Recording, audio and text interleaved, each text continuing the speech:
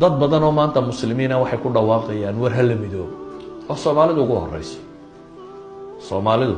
way soo kartay dib tira badan baa soo gaadhay in rubuc qarni ka badan ayay dhulka taallay hadda dad badan baa waxay leeyihiin dib u midowno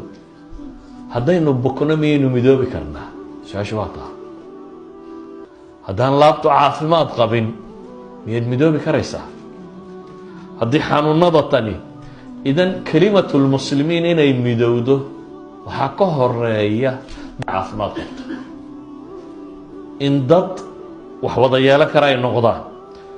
qof kasta oo raba inuu ku dhawaaqo midnimo iyo guul iyo walaalnimo iyo dadna waxaa ka horeysa inuu ku dhawaaqo in dadkan is afiyo oo is saamaxo oo laabta bukaanka ku jira inuu soo baxo qofkii laabtiisu caafimaad qabta